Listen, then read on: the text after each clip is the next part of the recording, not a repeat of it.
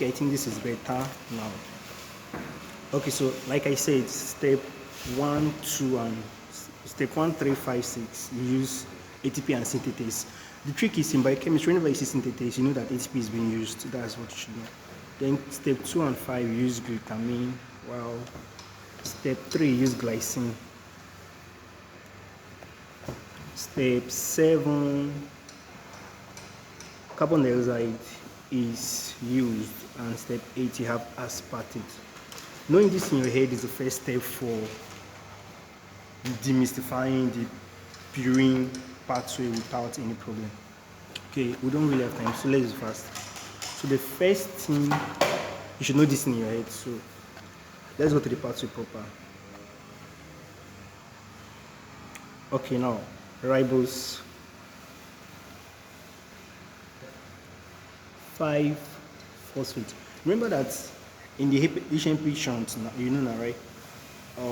Glucose 6-phosphate is broken down to ribose 5-phosphate is actually released, where glucose 6-phosphate dehydrogenase will break it down to 6-phosphogluconolactone. You should know that. Okay, so ribose 5-phosphate is converted to PRPP.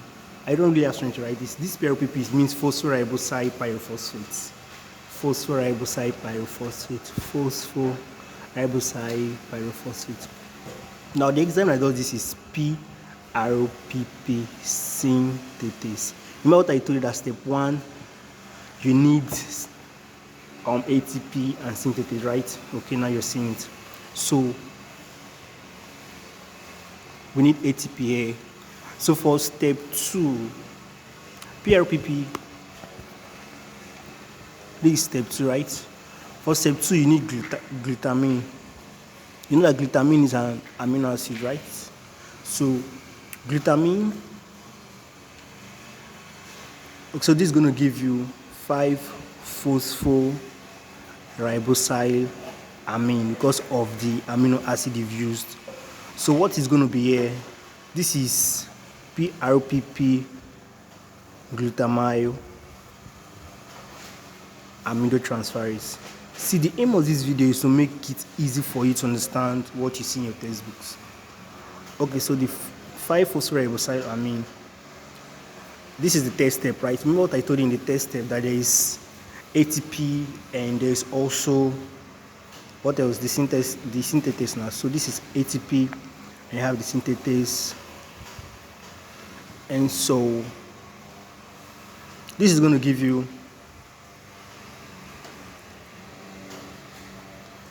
okay, so we have the 5-phosphorybosyl amine is acted by the synthetase, and ATP is also used, like I told you.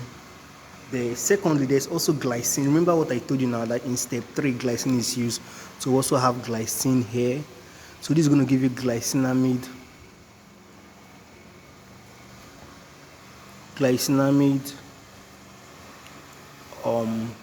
ribose 5-phosphate. Okay, so the fourth step you have, okay, I didn't tell you, 4 and 10, step 4 and 10, you use THF, that is tetrahydrofolate. There are 2 kinds of THF in the purine synthesis pathway. You see it. So for this particular one, we're going to be using N5, N10, methinyl tetrahydrofolate, and you're going to be having, this is a formyl transferase. So you're going to be having formyl glycinamide. I think we are almost done with our camera time, but I might start again. So we have formyl glycinamide ribose 5-phosphate. Don't forget ribose 5. I'm just abbreviating it because of, okay.